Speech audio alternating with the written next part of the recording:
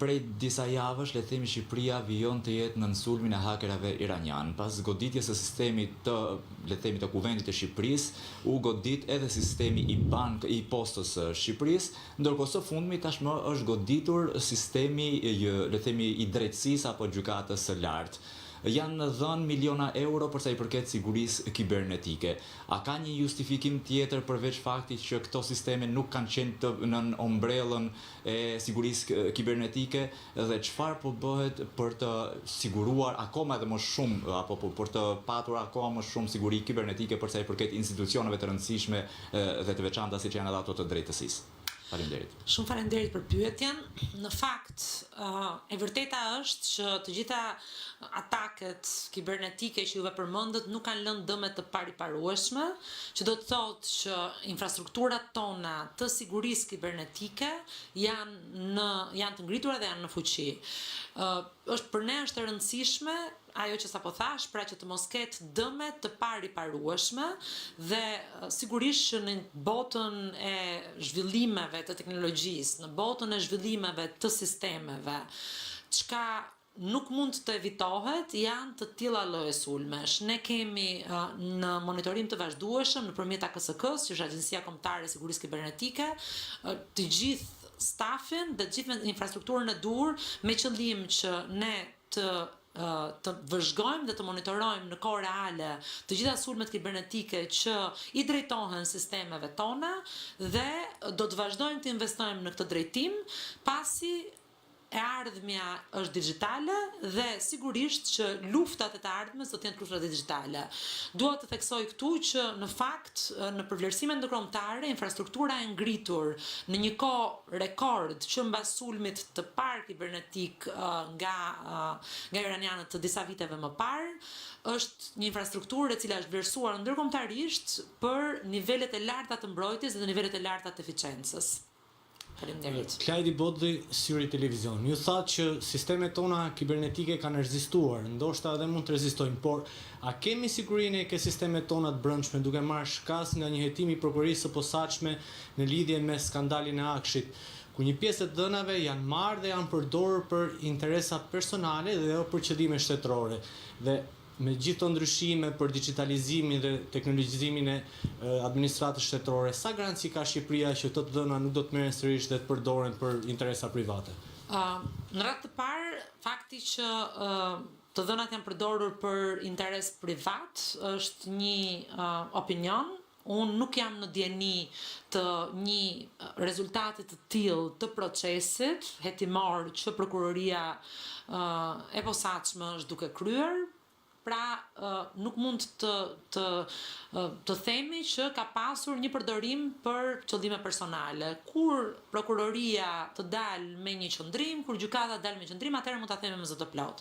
Ajo që unë mund të them është që siguria kibernetike dhe në Republikën e Shqipërisë është atje, është në monitorim të vazhdueshëm, sulmet kibernetike janë të llojit që janë të zhvilluara gjithmonë me instrumenta të reja dhe ne duhet të garantojmë që nuk ka dëme permanente, por neve nuk mund të ndalojmë sulmet kibernetike. Kjo për sa i përket sigurisë. Për sa i përket sigurisë të dhënave dhe konfidencialitetit në të dhënave dhe përdorimin e të dhënave, ne vitin e kaluar kemi miratuar ligjin e GDPR-it, i cili është një ligj europian, i cili për shpërdorimin e të dhënave apo keq përdorimin e të dhënave ka gjoba shumë të larta për të gjithë ata subjekte që e lejojnë këtë dhe mbi të gjitha unë sapo thash sot që ne miratuam një projekt ligj i cili lidhet me nënshkrimin elektronik, i cili do të rrisë sigurinë e përdorimit të dhënave dhe më tej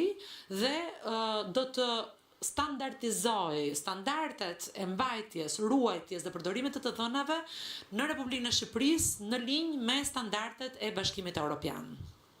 Faleminderit. Përshëndetje, sapo kemi miratuar rregulloren për përdorimin e hapësirave publike.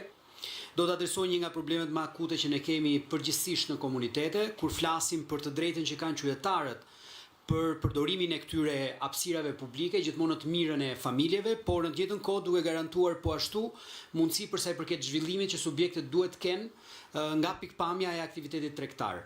Rregulloria në fakt do të sjellë risi për sa i përket një unifikimi të gjithë praktikave në nivel kombëtar, ku ne tashmë do të kemi rregulla të qarta për sa i përket mënyrës se si mund përdoren hapësirat publike, por po ashtu bashkitë janë tashmë në të njëjtin shtrat për sa i përket sistemit rregullativ dhe po ashtu ka specifika të caktuara ku bashkitë do të kenë mundësinë për t'i adresuar ato nëpërmjet vendimeve të Këshillit Bashkiak.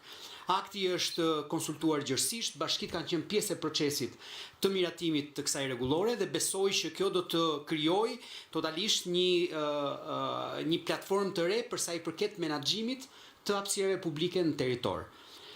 Vendimet të ditës sotme, po ashtu referuar paketës male, kemi pasur 4 bashki të reja të cilat sot kanë miratuar zonat prioritare, duke filluar me bashkinë Sarand, Kuçov, Gramsh dhe Tropoj. Ne vazhdojmë të ecim siç kemi qenë çdo javë këtu me bashkitë, të cilat miratojnë zonat e tyre prioritare. Tashmë mund të themi që numri i aplikimeve në territor, edhe për vetë faktin që numri i bashkive po rritet javë pas jave, është edhe më i madh, ka kaluar 500 aplikime. Besoj që edhe në javët në vijim ne kemi një sër bashkisë të cilat janë në proceset përfundimtare të miratimit të zonave prioritare ku ata besojnë që ka nevojë për t'i dhënë prioritet zhvillimit ekonomik lokal në bashkitë e tyre. Zoti Ministër, do i pyes sërish për reformën territoriale, pasi në takimin e zgjeruar të grupit keni prezantuar, zoti Mazniku ka prezantuar dhe 4 variantet për sa i përket të Partisë Socialiste për ndarjen territoriale. A është skenari 3 dhe 4 ku Shqipëria të ndahet në 4 rajone dhe qashë të shkojnë në zgjedhje të drejtë për drejta versioni i preferuar i socialistëve? Faleminderit. Në fakt në mbledhjen e zgjeruar të grupit parlamentar janë diskutuar modele të ndryshme, nuk ka një qëndrim absolutisht nga Partia Socialiste apo nga grupi parlamentar i Partisë Socialiste dhe aq më tepër brenda komisionit posaçëm. Ne besojmë dhe unë do i referojmë përsëri të njëjtin mesazh që kam thënë gjithmonë, ne duhet të ecim përpara me procesin. Është krejt normale që të gjithë jemi duke analizuar modele të ndryshme, të cilat vetvetiu nuk e kemi shpikur vetëm ne, por ka vende të ndryshme të cilat kanë modele të ndryshme në territor. Kuptohet që ne i referohemi më shumë specifikave që ka Shqipëria dhe aq më tepër sfidave që ne do të kemi përpara. Nuk ka një qëndrim. Kjo është shumë e saktë. Besoj që mbas edhe informacioni që ka dalë nuk ka qenë i plot. Por aty janë diskutuar në parim disa prej kolonave kryesore ku kjo reformë duhet të mbështetet. Dhe besoj që kjo e bën procesin më të shëndetshëm dhe patjetër produkti përfundimtar do të jetë edhe më i mirë. Zoti Demo, i sa mizuar nga Report Televizion, e kam studiuar më herët të rregulloren për përdorimin e hapësirave publike që ka kaluar sot në Këshillin e Ministrave, dhe pyetja ime është që kjo rregullore është hartuar në bazë edhe të fakteve në terren, sepse për shembull një pikë që është për të diskutuar lidhet me trotuaret nëpër qendrat urbane, ku minimalisht duhen 2 metra për trotuar. E vërteta është që çdo njeri nga ne mund ta dëshmojë që Tirana për shembull ka shumë pak trotuare që kanë minimalisht 2 metra për këmbësorët. Cila është zgjidhja që mund të jepet përmes kësaj rregulloreve ose edhe akteve të tjera? Zgjidhja është shumë e qartë. Përparësi kanë qytetarët. Nuk do të thotë që çdo subjekt kudo që të jetë do të ketë mundësinë për të ushtruar një aktivitet caktuar. Dhe besoj që kjo është e mbështetur nga gjithë qytetarët dhe besoj se secili prej nesh në jetën e vet personale. Por ajo çfarë bën rregulloria është që vendos disa parametra në nivel kombëtar, ku ne të kemi të njëjtën garanci për sa i përket ruajtjes së hapësirave publike, por patjetër duke garantuar në të njëjtën kohë dhe mundësinë e shfrytëzimit të tyre ku plotësohen standardet nga subjektet të cilat duan të ushtrojnë një aktivitet caktuar. Por kuptohet që rregulloria në vetvete përfshin edhe elemente të cilët kanë të bëjnë me estetikën, me atë çfarë ne patjetër nga pikpamja e po e quajmë mobilimit urban, besoj që jemi të gjithë të interesuar, sepse kudo që ne jetojmë, ne do të preferonim të jetonin në një zonë ku dhe arredimi urban të jetë sa më estetik. Dhe ruajtja e territorit në këndvështrimin e hapësirave publike, kushdo që ushtron aktivitet, duhet garantojë kushtet e sigurisë, por patjetër të ruajë dhe gjitha setet komunitare që ekzistojnë në territor. Zoti Demo, to ligje rregulluese për hapësirat publike ishin premtuar nga zoti Rama brenda dhjetorit të vitit kaluar.